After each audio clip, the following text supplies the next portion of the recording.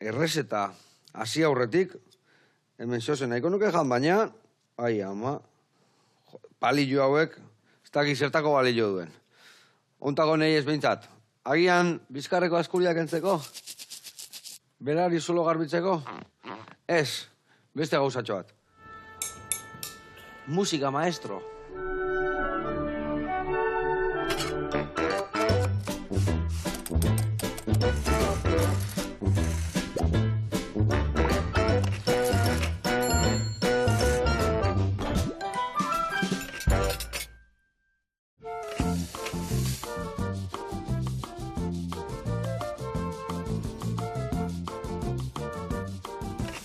Kaixo lagunak eta Jon Malas Etxaberria, ongetorri zen moduz. Eskerrik asko osondo. Osondo.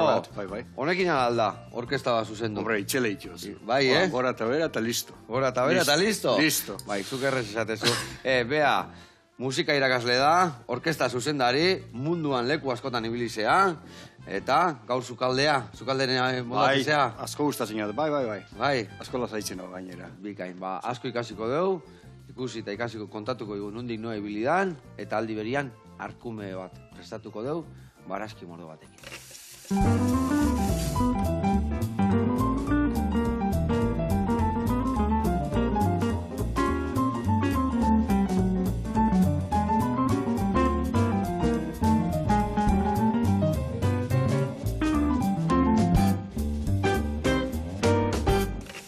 Bueno, lagunak eta Jon, garatuko izuet pausuz, nondik noa ibiliko gehan, paletilla egiteko garaian. Arkume paletilla bat dakau, ingo deuna da 3 zatitan moztu, lapikuan prejitu, eta gero bertan, ingo deuna da bai piperra, tipula eta baratzuria bota. Dena ondo erregozita da honian, botako deuna da, hemen txorixeruan mamila, piperra utza, eta gero hoi kolori hartzen hundian pixka gehiago, ardo zurila botako jo, salda eta goxatzen utziko dugu. Gero hemendakat batzu ja, peresilakin, ondo txikitu, eta gainean gehituko jo. Eta ingo dituguna da, bai hemendakaula saloria, brokolia, kuiatxua, perretxikuk, orburuk, asenaiua, eta bainak, zuentzako lekak, ez da? Bainak, etxean. Bainak, Vale. Ez que zu gernikarra zea, ez da, bizkaitarra. Vale, ingo deuna da hori dana egosi, bakoitza bere puntxuan, eta menestrara gehituko dugu, vale? Bueno, gehituko dugu, arkumera menestra erbatiteko. Eta hau esan da lanian jarri bihargia. Beitu, nik arkumia moztukoet, markatzen jungo naiz, eta zuk adibidez, hemendikan, ateako ditugu 6 baratzuri ale, 4 gixatzen jarriko ditugu, eta gero beste bigordeko ditugu, majatu eta barazki dagoenien botatzeko. Vale? Venga, hoi zure kontu, eta esan dakoa, nik hau 3 puxketetan ningoet, lapiko ateakoet hemen. Bueno, esan duen bezala, zera, orkesta zuzendari, irakaslere bai, musikenen, ez da? Musikenen, bai, Donostin. Eta, bueno, kanpoan urte pilo bat egon ondoren, bizizanaz Chicagon, da gero Manchesterren, eta azkenean 40 urteekin erabaki gendun bultatzea Euskal Herrira. 40 urte intzen ditu nian zu? Bai, gutxi gora bera. Eta zan gendun, bueno, hemengo bizitza purtsu bat, obia da, kanpoan baino, eta lanpostu hori lortu nun, da esan gendun, listo. Guazen Euskal Herrira bueltan, eta han bizitzen. Bikain, eta orduan, Chicagon esan dezure bai, eta? Bai. Osea, Inglaterran da Ameriketan? Bai, azikera baten Ameriketan, no. Bizi erdi kanpoan. Jun nintzen Ameriketara 20 urtekin, eta bueltatu nintzen 40ekin. Dobliagin. Beraz. Dobliagin, bale. Exacto, bai, bizi erdi kanpoan. Eta kontatu, etxetik kanpo, zein zen duen, ikasketak musika munduan, nibak ere bai orkesta zuzendari bilizeala, kontatu pixka zertan bilizean. Bazikeran jun nintzen Chicagora, apurtxo bat, alo loko. Zerto pauko neban jakin barik. Jun nintzen inglesa ikasten, 6 eta azikera baten nahiko gorra izan zen, ze aterik atejun behar izan nintzen, trompako klaseak eskatzen, orkestrako musikariei. Eta bueno, negar batzuk egin gendu zen, baina urten ginen aurrera, eta gero hanein zen goimaiako ikasketak tromparenak.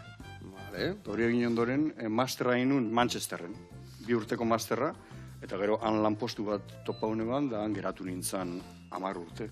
Ope, ze lanpostu, zertan ibilizina lan nianan? Han orkestra bat zuzen zen, Birminghamen, eta beste bat litzen, eta han konservatorian baita gazteen orkestra bat zuzen zen. Eta Manchesterretik Gernikara. Eta La cabra tira al monte. Ondo. Eta esan dezuna, Gernikara etorri zinean, berro duten, olana bukatu zalako, omen beste lanpostu bat, edo esatezuna, ja zure bizimodua hemen naizen nulako jarraitu. Bueno, bi alaban itun, txikiena jaio berri, eta orduan musikeneko probak irten zuten, zuzendaritzako plazarako, eta esan nun, bueno, aukera bat da, arajuteko, lanpostu bat bilatzeko, eta sorte asko dukinean, eta lanpostua lortu nuen, Donostin, eta esan nuen, hau da gurea, guazen etxera. Egunero torte zaudun Gernikatik ganonea? Egunero ez, aztian birritan. Aztian birritan. Baina oso fleksibleatia. Kontzerturen bat edo balaukot, izte bestia. Dana ikiot. Eta kontzertura, ordune bai, orkesta zuzentzen jarraitzen dezu kontzertutan. Bai. Zenekin ibiltzen zea, ze taldekin, o nola dijo historia hau? Orain, nire orkesta dauket Sheffielden, Ingalaterran, eta horiekin egiten ditut temporadako kontzertu batzuk, urtean normalian izaten dira 5 inguru, eta gero gonbidatzen naben lekutera. Orain adibidez, pasadan asteburuan Euskalduna Jauregian egon ginen, organo kontzertuak delako zikloan, eta azkenengo kontzertu egin gendun kolaborazio baten Euskalduna eta musikenen artean. Eta jo gendun Pulanken organo kontzertua. Eta, lehen orain dela azte pare bat, adibidez, dokumental bat estreinatu izan, Euskal Opera bat delakoa, Euskal Telebisten emongo dabe, ikusi bat. Eta, hon laizter botako dube. Bai, ustez baietz, estreinaldi izan zen BBK aretoan, Bilbon, eta da Juan Carlos Pérezen musika eta Kirmen Uriberen libretua daukon opera bat, euskerazko opera. Ze, ona. Ez da izan, azkenen gortitan ez dia hainbeste egin, bakarra izango da. Baina operan... Izan dizagatik, urrengoa. Eta, zatikan, operan adibidez abesten dianian, askotan, ez dakizu, ez da 6 kuntzatan nahi dian abesten, ez da? Ikustu, ni behintatzen zio eta rapatzen, ez da?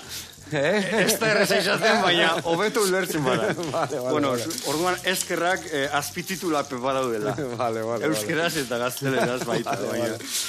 Bai, normalean, oberena izaten da ulertzea. Antzina idazten zirenien operak ez zeuden azpititulak edo horrelako ezer.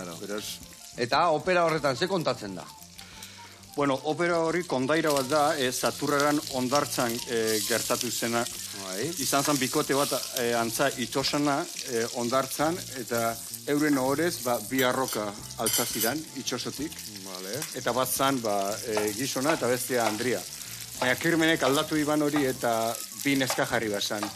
Eta orduen kontatzeu apurtzu bet, 1980ko hamarkadan ondarruko gizartea zana, droga asko, iesarekin arazo asko egon zidan, eta maite minak dira bineska opera honetan, eta kontatzen da beraien historioa. Ona. Eta hau nola elkarlan hori, zatikan hor, talde handila zaudete, ez da? Bai. Zema lagun zaudete hor elkarrekin, kontzertuan adibidez? Orkestra handia da, orkestran gutxi gora bera 50 pertsona dira, fosoan, abeslari printzipalak 7 bat, eta gero koruan beste 30-40 lagun. Eta zuzendari bat. Eta zuzendari bat. Errua danan idea. Ondo atatzen badare, bai. Ondo. Eta opera bat zuzentzia, orkesta bat zuzentzian aldiak zein dia, zer ezberdintasun dago? Batez ere, ikasten zaudenean, parte askoz gehiago ikasi behar dituzu. Hor daukozu testu bat, historioa azaltzen dagoena, testu hori ikasi egin behar duzu, abotzen atalak, baita koruarena, orduan ikasketa prozesua askoz geldoagoa izaten da. Baina gero, entzegu prozesua oso luzea da. Adibidez, ni Madrigen hauten asko teatro realean zuzendari laguntzai bezala, eta hor entzaioak egin behar ditut 6 astez. Entzeguak hartu ditugu, eta lehenengo egiten ditugu ezkenako entzeguak bakarrik, 6 aste, eta gero orkestra sartzen da, orkestrako entzeguak. Orduan, normalean izaten dira, antzoki batzutan, bile entzaiatzen opera batera jartzeko. Eta gero, ja... Eta zenek lotzen du hori dana, zuk zuzendaria zea, baina zuri adibidez ja lanak aurreatuta ematen dizkizue, edo nola lotzen duzu hori dana? Normalean, orkestrak beren parteak ikaste ditu, abeslariak beraienak eta koruak beraiena baita. Orduan, ara heltzen garenean, nik egin behar dut musika atala hobetu edo bateratu, eta gero dago ezkena zuzendari bat. eta berak egiten du, dana azaldu, eskenatokian zelan joango den dana, nondik nora mugitu, eta sentimentua eta gauza guzti horiek azaldu. Hori lantzen da. Eta hori zuko esaten desuna, 6 aste horietan, baino azkenian elkarrekin, danok elkarrekin, bai abeslarik, bai instrumentuak eta danak elkarrekin zenbat bider ensaiatzen. Hori egiten da azkenengo astean edo azkenengo aste bitan.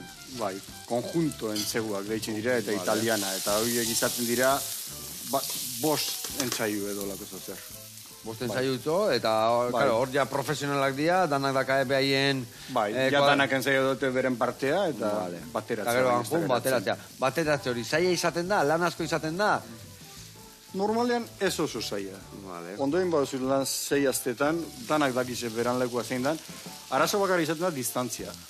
Ze distantziak asko aldatzen dira. Ezken atokitik fosora eta hori izaten da apurtxo bat arazoa, baina bestela ez arazo handiak ez dira gertatzen. Eko, jende, hasieran arazo handia. Zuk aukeratzen dezu ere bai, oso un mister bat bezala zea horren entrenadora, zuk fitxakeak egiten dituzu, edo ekartzen dizuenak moldatu behartzea. Batzutan galdetzen dabe, Bai, Programadore batzuk galdetzen dabe, badaukozu abeslariren bat buruan hau egiteko, baina normalean ez. Normalean kontatzen zaitxue eta bestiak baita antzokiaren bidez. Eta orduan, zuzendari baten lana zehazki zein da hor? Hori lotzia bukaerako hori? Bueno, ensaiatuta jun behartzeare bai, noski, baina... Sinfonikoan zuzendari baten lana, asko da, guk ikuste ditugu zuzendariak besoak mugitzen, baina hori baino apurtxo bat gehiago izaten da. Horregatik, askotan ikusten dugu, hope. Bai, garrantzitsuena da musikarien oberen ateratzea. Eta horretarako motivazio bat sortu behar duzu entzaiuetan. Eta gero kontzertuan oso garrantzitsua da obraren arkitektura zuzentzea. Eta hori da intentsitatea 10 minutu, tan intentsitatea gero eta gehiago badan, kalkulatzea klimaxera heldu baino leheno, zelan helduko garen hori. Ez terreza, eta beste alde batetik, sentimentua. Eta musikaren kutsua. Eta 10 minutu igual historio horrek irauteo, baina gero zenbat izatea kontzertu oso bat? Kontzertu sinfoniko badan, normalean, ezberdinak izaten dira dana, baina normalean igual izaten da kontzertu bat, obertura bat eta sinfoni bat, hori estandarra izaten da, eta hori 3 pieza. Eta musika izaten da 2 ordu. Eta opera baten, dana doa segidan, baina agian 3 atal edo 2 atal izate ditu, batzuk 4. Baina normalean gehienak 2-3. Bikain. Bueno, hemen itzein, Jon, eta lehendabiziko urratzak inditugu. Arkumia martxan dakau, utziko du barazik ondo erregosten, gainuntzeko osagai apota baino lehenuo, eta adurren ganagoaz, erretan mordo bat iteizkigu, mundu guztikoak, eta gaur Marokoko batekin dator. Guazen bertan arkumiare eharraitu eta.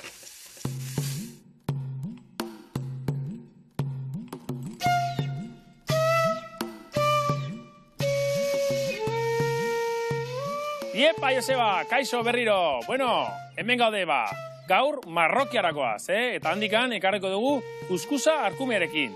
Bueno, venga, guazen zukaldera.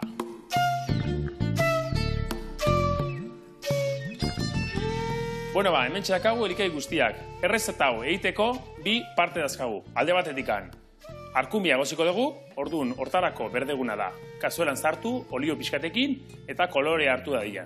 Botako diogu, tipula baratxuriak, pixka bat karamelizatu hori ere bai, gero zartu azenarioa, kalabazina eta patata. Botako diogu, espezieri guztiak, laurel ostoak, romeroa, piper hautsa eta komino hautsa, eta hori kazuelan sartu urarekin, tolestu eta goziko ditugu gutxi gora bera 41 minutu zu ertaina. Marrokiar gastronomiki aldetikan 3 plater berezi daude. Alde batetikan kuskusa normalian berdurekin, beste aldetikan tajinan erabiltzen dute egosteko edo arkumia edo ilaskoa, eta gero dakate dilistak sopak eginda jarira deitzen dena. Gure kasuan gaur prestatzen ari ganena da pixka bat fusionatu egin dugu, 2 plater egin ditugu. Alde batetikan izango litzake kuskusa berdurekin, eta beste aldetikan tajina arkumearekin. Guk egin duguna da, igual gabonetako antzeko plater berezi bat. Kuskusa arkumearekin, kriston festa, torkua. Eta salda horrekin, kuskusa eskaldatuko dugu, mosten dugu limoia. Gogoratze esate limoi honetaz, espero dut, zuren etxean eukitzea lehengo atalan prepatu genuena. Eta gaurkoan, erabiko dugu gure kuskusarekin.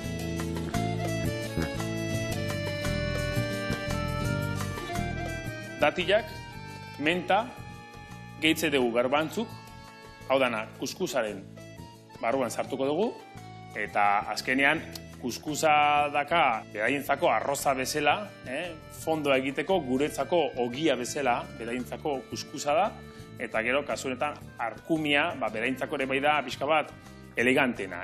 Orduan, normalean, area joten garenean, restaurante guztietan aurkitzen ditugu, no?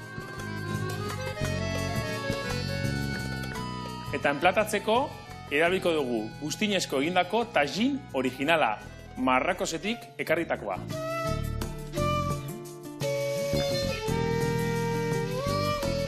Bueno, Joseba, bukatu dugu, hemen txen, arkumea kuskusarekin. Animatzen dizuet, zuen etxean egitea. Venga ba, aio! Hau padur eta gora prestatueken platera. Ai, ama, tajin hori, berezila dan, oso ona, eta kuskusakin, arkumiakin, platerre harra prestatuek. Urrenare iresa jango gaituk, eta erabideken limoi hori nola ez gaitu gogatuko. Eharra limoia, eta besti gabe, urrenare zure zaion gogea. Gurian jarraitzeko, behitu hemen, barazki ja, kolore pixkat hartu dute, hemen bai ja, txorixeruan mamila botako jo, piperra utza, goxatuko deu, ardua bota, murrizten utzi, eta gero saldakin bukatu dugu goxatzen. Eta jungo gea barazki prestatzen. Barazki prestatzeko, adibidez ingo deu, lehendabizi azena joa.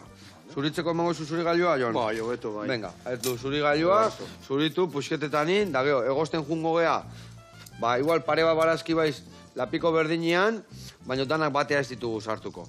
Eta aldi berian gauza gehiago kontatu behar dizkiazu. Adibidez, ni hemen ibili naizola makiltxokin, gora, bera, mugimendu bakoitzak badaka bere zer esan nahia, edo nola dijo asuntua? Bai, bueno, esan nahiak bai, baina normalen konpasak ematzen juzu batutarekin. Bai? Baina, bueno, horrek ez du informazio gehi emoten.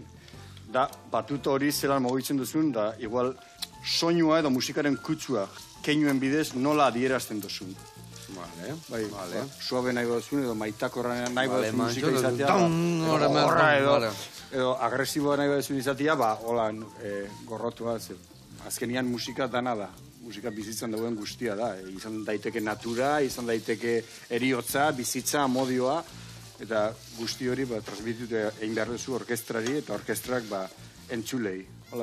Gehien bat da, energien transmisioa. Energien transmisioa, bale. Bai. Bale, jendia doinua badaki, jendiak ensaiatutak, zu energia hori eman behar duzu, jendiai bere honena atea azkenian, ez da? Hori da. Edo puntuan bihar desuna, esatezuna, lasaitasuna bihar bazu, edo... Bai, a ber, orkestra da ekosistema oso demokratiko bat, handauz ia 100 pertsona, danak beren partea jotzen, baina danak bestei entzuten. Eta jakin behar duten noiz egin behar duten berba, eta noiz egin behar duten lagundu beste bati. Ja, ez zapaldu eta ez, baizik eta danak bateratu, ez da? Hori da. Gizarteren erreflejua izango batzen, edo islatuko apurtxo bat gizartea, hobeto ibiliko ginen, baina hori da beren esentzia. Eta gero zuzendariek egiten duena da, hori gidatu. Eurek batera doaz, eta zuk jartze dituzu tempoak edo gidatze dituzu leku baterantz edo besterantz. Kotxe baten modua, kotxeak zati asko ditu, eta tanak dabiz batera, baina zuk emati diozu. Zapaldu gehiago edo gutxio edo frenatu. Baina zu aizean ian, danei batea aizea, edo zuzentzezea batei geho besti eta gero arei. Batzutan danei batera, eta beste batzutan bati entzun, solo bat badagon oboen partean, entzun da berari lagundu. Jakinen behar da, noiz aldezun zuk bota, eta noiz beste nonok beto behar da. Erresponsabilidadea hundila da hor, ezkenian hartzen desuna hor, ez da? Esan desuna, gaizkiatatzen bada, zuria da, errua. Ezkenian behaile daude hor, partetxo badia, baina zuk dana zuzentzen aizea, ez da? Bueno, erresponsabilidadea handia badauko zuzendariak, baina purtsu bat kolektiboa da. Ze beraien soloak dituzte, eta beraien atalajo behar dituzte, eta azken batean, zuzendari, zu espazaren orkestako zuzendariak konbidatu azera. Orduan, beraiekin pasatze zu azte bete. Eta, bueno, erresponsabilidade handia da, ze interpretazioa azken batean zurea da. Hor konturatuko zea baten batek kaleite unian, o aurregi dijoanean, o atzegi dijoanean, nola botatzen jozu herrita, nola esatzen jozu baretzeko edo, bere lekura guteko edo. Begirada batekin. Begirada batekin, Hori da behar da guztia. Ze beraiek bakite. normalen badakite. Akatz bat egiten badute badakite. Bai, ez da. Hori, begiratu eta besterik ez da behar, egia esan. Ibitu hau zeitxura hartzen nahi dan, Honen ja zukua eharratea dio, marmelada eharratea dio, eta guain ingo deuna daia. Salda bota eta gixatzen utzi. Eta gero barazki goxatzen jungo gea, bakoitza berea. Hemen guain salda bota. Vale. Horrela xe. Eta esan duguna guain, goxatzen. Gio, gehiagile hortzen juten bada, salda gehiago gehitzen jungo gea. Ondo. Eta gero esan dezu, bakazula beste orkesta bat, estatutik kanpo, ez da? Bai, Sheffielden, bai, Inglaterran. Nola, hori bazu bera bota organikoa, bai. Eta nola moldatze zea hango ensaiuak, hango orkestakin elkarlanien ibiltzeko? Gauza da, orkestra sinfoniko bat dela, beraiekin ez dut operarik egiten. Beraz, ez dut hainbeste entzaiatu behar. Normalean, kontzertu sinfoniko bat egiteko, 3 edo 4 egun entzaiaten dituzu, orkestrarekin, eta gero kontzertuak egiten dituzu. Beraz, aztebete juten azara, eta beraiekin entzaiatu eta kontzertuak egin. Zenbat kontzertu egiten dituzu beraiekin urtean, adibidez? 5, gehienez. Bai. Gehienez 5, batzutan gutxio, batzutan gehiago. Eta ze izatea, sasoi batzuk potenteago izaten dira, edo 2 hilabeten behin junin behar izatezea, o nola egiten zu hori? Aldatu egiten da urtetik urtera, baina bai, normalean jutenaz Gabona paino leno, iraietik Gabonetara, pare bat aldiz, eta gero udara aldera jutenaz barriroz. Ez jata guztetan asko Bilbotik abioik hartzea neguan. Udazkenian egoizien potentia daudenian da, hori egaldi traketzak izaten dira, Ni guendala hilabete bato junitzan, bai, Barcelona eta bueltan, egoize bat zeon, egoize gaina okerren izatea, ratxeatu izatea. Bai. Egazkinak, ez dakit, Santanderraino juntzan illa vuelta ematea, osea, Laredotikan, Laredo pasaten ia, unu hasia, Bilbon jetxi berria, eta binga, me cago en la mar. Eta non jantzi zinen azkenian? Azkenian vuelta mantzun, ni guzti nun, ja, Zaragoza gindu zela, ja. Vuelta eman da, osea, aterrizatzen, baina azkenian jetxi zan. Bani askotan Santanderra eta Madrilera baita, Bai, Eta gero autobusez bueltan. Ni txiripaz libratu nintzen, zatik. Egun hortan txalo intzun jendia, gaur egun ez da txalo egiten, ez da? Bueno, gero eta gehiago. Egun hortan jendia txalo intzun, dana, onda. Oi, purtia ia, me katxila mar. Osea, aitak ineon gainata, osea, aita ondo, eta bai, tantzitxion aurreko zilei helduta, baspare. Alperek izatea hor golpeatzen mazu, igual duzerre heldu, baino. Bueno, jarraituko txuritzen gauza. Hemen, leka guain. Adibidez hauek, hola, kendu hemengo aldea bakarrikan, gaur egun bakizu bastarak eta ez diala kendu er, baina hola, rombotxoak ititu. Gaur egun oso fina da, leheno garai baten, bai, hola iten zendula, hartze zenun, eta ate itezan. Gaur egun, baina gaur egun ez daka, Ez daka, ez. Igual Bizkai alden bai, Bai. Teknikako plazan, bai. Galdetuko, Ez, ane bai. Gaur egun leheno bai zekaela, baina gaur egun ez daka, ia zeikan. Bueno, hau, hasi zaigu martxan, oso ondo. Arazki hau goxatzen jarriko ditut hemen. Eta, ez dakik galdera traketzen berri zuten, baina ze guztare zaizu gehiago, opera ala sinfonikua? Traketzera. Bai, traketa. Hori da galdetxa, baina ze gustatzen izea. Seme hau edo zenbeste semea, ez dakit. Alaba bat edo bestia. Igual badakizu, baina ezin da esan, Bueno, opera asko ustetan da sinfoniko bai. Egia da, azken urteetan opera asko egiten abilela. Batez ere belkantua. Belkantua zer da hori? Belkantua da, epoka bat edo garai bat musika idazten zena eta batez ere ahotsaren osotasuna edo habilidadea erakusten dauela. Oso virtuosistikoa da, ahotsarentzat. Eta, bueno, sinfonikoa nik asko maite dut. Batez ere, errepertorio sinfoniko romantikoa edo posromantikoa. Eta normalin aurrantz gutenaz. Enaz oso aditua musika renesantistan edo barrokoan. Garai aretan ezan zuzentzen musika hori. Orain gero eta gehiago, baina nik ez dut asko egiten. Batez ere romantizismoa. Bai. Ados. Aukeratu behar badu. Eta, adibidez, zuk irakasle zeharare bai? Bai. Zer erakusten duzu zehazki? Danetikan tokatzen zaizu erakustia edo... Hori da arazo txiki bat, zuzendariak izaten dira adituak zail baten. Bai. Orduan, irakurtzen dute repertorio hori zuzentzeko, egin behar dena, eta espezializatu egiten dira repertorio horretan. Baina irakaslea zerenean, zure ikasleak bat izango da musikalak zuzentzen, beste bat opera, beste bat barrokoa eta beste garaikidea. Orduan, irakasle moduan nago ikasten ni orain, inoiz baino gehiago. Ze irakurri behar ditut liburu denak eta aztertu dena eta beraieri irakusteko.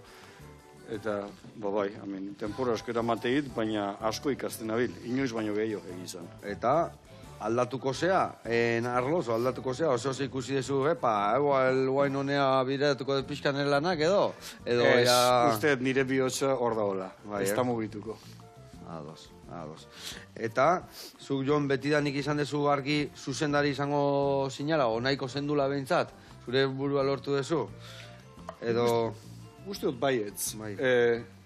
Txikitan adibidez, niri musika beti erakartzen. Gogoratzen azan nio, ikastola alboan musikaskola bat egoan, da jolastordutan egote ziren solfeatzen, da nik beti jartzen nintzen, ate alboan entzuten. Ez dut, como flautista lamegin lizaguak, atzetik dozen moduan, nik musikan atzetik bardin. Edo tamborra da nezate benien, nik tambor nagusia, edo korua, nok zuzenduko dut, da neuk zuzenduko dut. Beti, eta lehenengo aldiz, nire musika irakasleak esan ban, zu gogoratzen zera konzertazo programa hori? Ez. Argentak, kompetentzian izan zan beste kate baten. Kate nazionalean. Bueno, aitatan netan egon da, Egia. Honek juten ziren herririk herri orkestrak zuzentzen, eta egiten zituzen kontzertu didaktikoak. Eta nire irakasleak aldetzu iztan. Nok nahi du zuzendu? Nik. Beti horra horra. Mosorrotuta jarrizten, zuzendari moduan, eta harriak antzokien izen zenan. Eta argentak aldetu banean, nok nahi dau zuzendu? Nire irakasleak bultzatu nindun erdiko pasillotik, da nik korrika, holtza gaineraino. Eta zaman, argentak, mutik honek zuzendu inbidau. Bai. Eta izan zan lehenengo aldia, eta han sentitu nuen zirrara hori, ondino gogoratzeet. Eta nik uste ordutik nahi izan dut dara. Eta hau, etxen beti eukidezu musikeroen bat, etorri zaizu nunbaitetik edo nolatan hasi zinen? Inorre ez. Nire etxan ez, inorre ez da musikaria, eta hurbileko familian ez da. Baina beti erakarri zen nago, ez dakit. Eta esan dezula bi alaba dazkazula, alabak badabiltza solfeo, musikan edo arlontan edo? Alaba nagusiak 4 urte ditu nau, eta berak biolina jotze hau.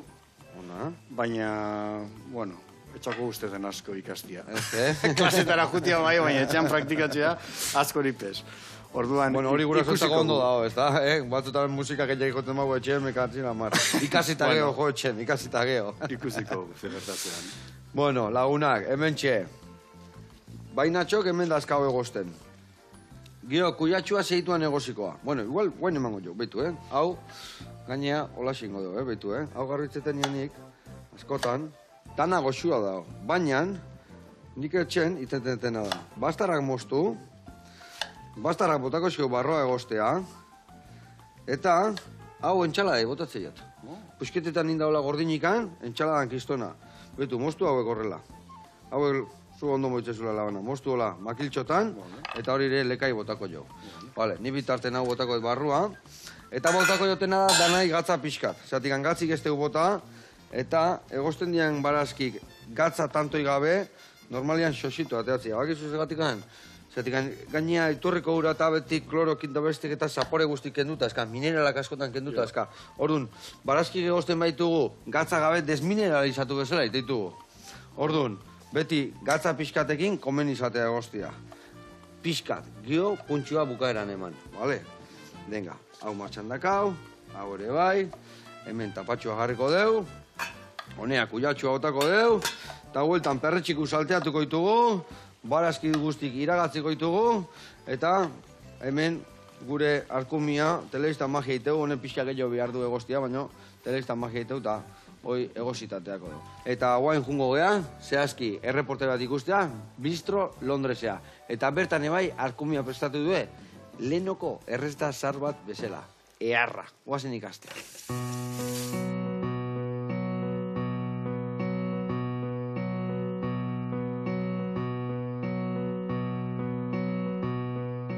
Iepa Joseba, eguerdion, Jon Mikel Ibero naiz, Donostiko paraje oberenian gaude, eta erakutsi bar dizut, Bistro Londres berria.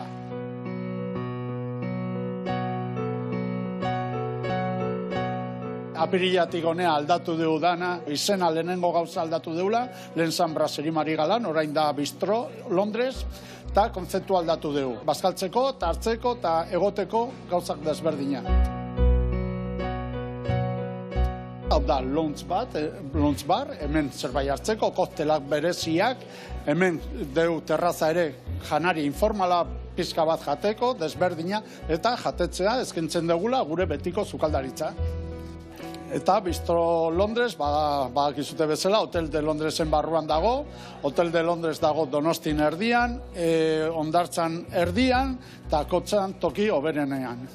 Dekorazio aldetik ikusten da saiatu garela pizka gordetzen bele epok sarma hori, hoteleko bele epok sarma hori mantentzen.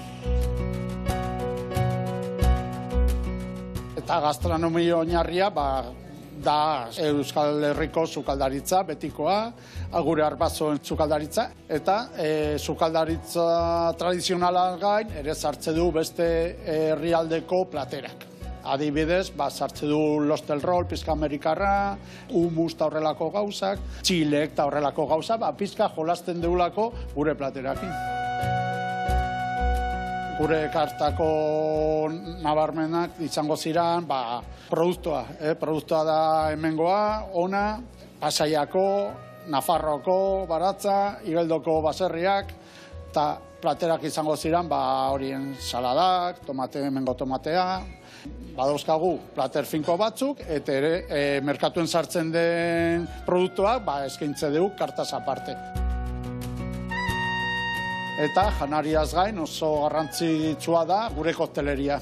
Eta koktelak ondo eskontzen dira gure janariakin. Eta proiektu berria saldu ondoren, guazen sukaldera zerbait goxua, plater goxo bat prestatzea.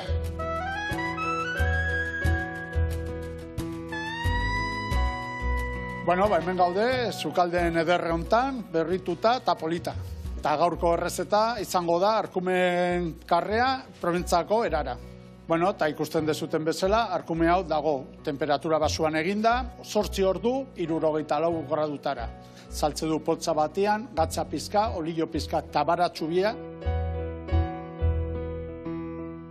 Eta Arkumea labian dagoen bitartean kolore hartu arte, aliolia ingo dugu. Arkumekin egindako baratzuria, aprobetxatuko dugu, alioli egiteko, naztuko dugu maionezarekin.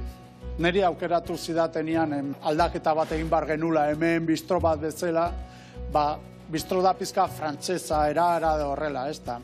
Nukin utzukaldari bat, platera hau erakutsi zidala, orain dela 35 urte. Dala Mitxirrota etxe, zarautzen bizidana, eta hone izan zen aitenetzeko sukaldaria. Eta bea erakutsi zidan hau, eta orduan pizka omenaldi bezala eta bistro bezala aukeratu genuen platera hau sartzea. Eta egia esan da, zigarenetik plater honekin arrakasta handi bat eukitzen ari da, eta gu pozik gaude. Ondoren, osagarri bezala, daukagu baratxuri fresko, egozi deula minuto bat, eta gero plantxatik pasatzen dugu. Eta amaitzeko labean sartuko dugu karrea, baino gainean jarri bar dugu nazketa bat dala ogi raiatua, perejila eta baratxuria. Eta horrela lortzen dugu kostrapolit bat. Gero amaitzeko, Arkumeko zur batzukin egin dugu saltza bat, eta montaketa izango da, Arkumea, saltza, aliolia, eta bukatuko dugu baratxuri fresko zati batzukin.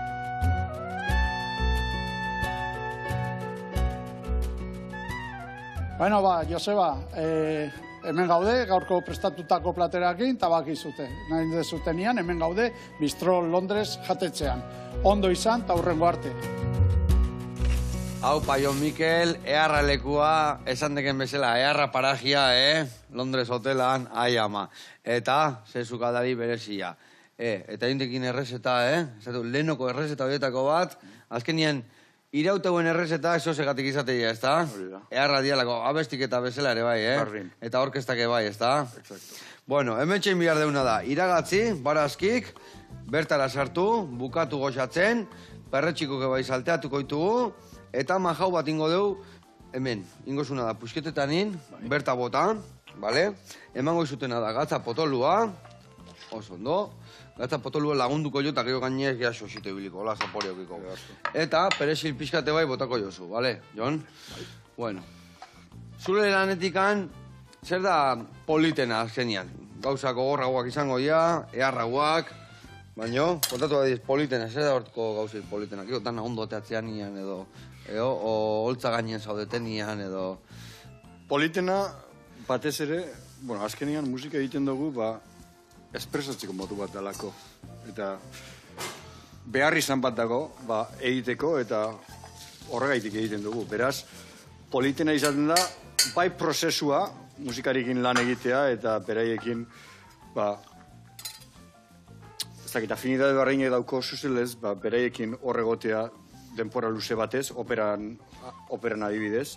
Eta sinfonikoan, hori elkarlan egitea, eta kontzertua izaten da polita, baina niri gustatzen da gehiago igual entzegu prozesua.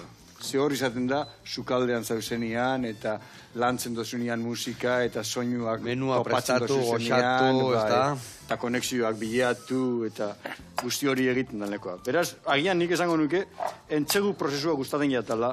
Gehiena. Kontzertua baino gehiago, kontzertuan ja lan egin da dago. Ja. Hori da emaitza. Baina beti lasai jutezea, o badakazu txitxare batzuk normalen hor kontzerturako, edo... Bai, beti, zozer beti. Beti, ez da? Zozer beti. Bai, baina bueno, eskatzera zarzenaz gero eta tranquil ditxinaz. Lekun bate jarteizu lekuan gehiago beste bate baino, esaten jo, esan dezu, ez dakit igual hemen bertan, o badao lekun bat, ostras, esaten zu, hau lekua haunditxaek, eta hemen beti txitxarek beste tamaino gehiago moitzen dira. Nik uste dut, ohitura ez dagoen lekuan. Zerbait berria egiten dozunean, edo orkestra berri batera zoazenean lehenengo aldiz, ez dituzu ezautzen, ez dakizu nolakoa izango den harremana, orduen aurreko gaba izaten da purtsu bat arraroa. Ez duzu lo hain ondo egiten, baino, ja, ohikoa den zerbait badan, ez ditutia hainbesteko urduriak izaten, edo tximeletak tripan. Izaten da gehien bat, ez ezaguna dena, edo beste orkestra batera juten zarenean, eta agian nivela asko handiagoa da, sentitzezera apurtxu bet, izango naz ni kapaz, holako lana egiteko. Nun da hainbesteko nivela hemen? Leku danetan. Alemanian badaude orkestra honak, baita Espainia mailan ere baditugu orkestra oson batzuk. Ameriketan baita, Ameriketan bost handiak ere badaude, Chicago orkestra eta New Yorkeko orkestra barne, Berlineko orkestra, Alemanian kontzerge bau, Amsterdamen, beraz badaude olako orkestra handi batzuk. Lekun bat ez dezuna jota gustatuko zitzaizuna bertan egotia? Ez daukot olako nik ametzik. Agian esango notzun nire kontzertu garrantzitsuna edo holan buruan daukodana izan zela nire kontzertua egin nuena Bilboko orkestrarekin Euskalduna Joroian. Izan zen berezia batez be, ze nikan ikasi nundana. Nikan egin duen profesionaleko gradua, eta ara juten nintzen orkestrari entzuten, da han ikusi neban mundu sinfoniko lehenengo aldiz. Eta harrek eman zidan zirrera, eta ara bueltatzea, kanpoan egon ondoren, eta hor Euskaldunako eskenatokian, orkestrarekin, orkestra berberarekin, oso berezia izan zen niretzako. Agian beste edozein orkestra zuzentzea baino bereziagoa. Eta orkestra zuzentzeko garaian, zein da puntxu gogorrena, India puntxuak esatzen, hau, ostra, gogorra itea, o... Ez daizuna inbeste gustatzen alde hori edo. Hori orkestraren arabera da. Batzutan, papatean daukozu harreman... Jago dakazula goain jun, olio tanto batzuk botatzen, eta hori pixkal ligatzen, bale? Ezakin, orkestra batzukan bapatean daukozu harreman polit bat, azikiratik, eta beste batzutan kostatu egiten da apurtxu bat gehiago. Eta, como, zitas a ciegas. Badakizu, ez dakizu zer gertatuko den, da batzutan ondo juten da, azikiratik, eta beste batzutan, aztea apurtxu bat gogor egiten da. Eta, agian, hori da zailtasuna. Bilatzea orkestrak zer behar duen zure aldetik, eta hor puntxuan emotea. Eta, esan dezuna hori... Ligatzea zuten, hemen musikeroi asko galdetze jo. Holtza gainean da benian musikerok eta askola ligatzeko zuen arluan pixka seri jugo da. Lebai ligatzen da bai asko. Inok ez osku berbarik egiten. Bakarrik egiten gara beti, hoteletik urtean munien, kamerinora, inorrezte urbiltzen. Katzi la mar, Bai, horren da alejamiento, zerbait egon gota zuzendarien gatik, gure gana inorrez da urbiltzen. Keba. Bueno, hemen egea bukatzen historia, Ona. Bueno, eta urrengo kontzertua, nundi noa ebiliko zea, zer dakazu guantxe epe laburrea? Bueno, orain, aztei barru, Madrilera noa, zuzendari laguntzaile moduan, Teatro Realean Ariadne eta Barbablu, Pol Dukasen opera prestatzea, eta egon gonaz, otsaiaren amaierara arte. Orduan, prozesu nahiko luzea izango da hori, eta horren ostean, bueltatuko nahi Sefiera, nire orkestrarekin, kontzertu pare bat egitera. Bai. Etxea gelditzen, urte guztian zein da sasoi lasaiena o... Udan. Bai, festivaletara edo olako gauzetara ez pasaren juten, normalean uda. Ze denboraldiak izaten dira normalean iraietik ekainera, edo maiatzera. Pixka gehiago, bai. Zauztazu botateko lixo. Bai, bota tantok, beste pixkat. Bale, eta hori igual perretxiko botako jonea. Hori dakan itxurak igual perretxiko pixka bota. Eta, geringo deuna da, baitare platera eratzen deunian jarriko jogo. Beitu hau egak enduko jute mendikan. Hemen ningo deuna da, brotxatxo bat hartu. Eta jarriko joguna da ere bai pixkat orburu gainetikan. Hau hemen. Usinko soa, Bueno, eta sukalden, entzatezuna, zure ustez, sukaldiak badakala zerikusia hemen orkesta batekin, sinfonia batekin, zerren ikuste jozu antzekotasun gehiena? Planteamendu agian. Planeatzen duzunean baskari bat, Gabonetako baskari bat, edo lagunak etxeat batzuzenien, konexioak plateren artean, zeran konektatuko duzu lehenengo bigarrenarekin, eta posterarekin, eta gero denporak, noiz jarriko duzu laban hartxoa, ez otzitzeko, edo noiz hartungo duzun bestea laban, eta guztioik, dana sinkronizatu behar da. Dana epelatea, unatea, txukunatea, zeko. Bai, ez hori platera txukun egoteko, presentazioa polita izateko, hau janengo, ez da? Hombre, hemengo gure gauza ikonena da, gaur egun ikusi, hause jaten, eta hori dek eguneko momentu ikearrena. Hemen botako dugula. Hemen platerba prestatuko eta gero besti ingo dugu, hemen, Botako iskigoen ere gainetikan, hola, betu honek gatziketzio, bota honek, tanto hau eta bertziot. Vale. Perretxiko batzuk hemen ondon, horrela. Vale. Hau horrela, hau etxen izango bazan, izango bazan gabonak, hola jarriko zuen, baina bestela, hola, lagun artean izango bazan, hemen kasula botatena, eta venga, barroa. Bueno, eta zu, instrumentua jarraitza dezugu jotzen, edo guain irakatzita agindua garri egiten dezu? Zan dezu ikasketak trompan egintzen ditula, eta? Trompa gutxi joten, gaur egun, denpora asko ez datelako gelditzen. Eta denpora dauko danean, normalean piano jotzet, pianoan alditzuko partitura guztiak. Trompan azkenean melodia bat aldozuko, baina pianoarekin aldoten zuen argiago obra orkestal bat, adibidez. Beraz, gero eta gutxio. Denbora asko pasatzet, irakurtzen, partiturak ikazten, pianoa jotzen, eta gauza horiek egiten, baina... Asko ikasi berda, hori beti, guain sukaldian bezala, hainbeste osagai daudela eta hainbeste histori, hemen musikan ebain, ipentsatzen ez hau, ez da bukatzen, ez da, beti ikasten da, beti...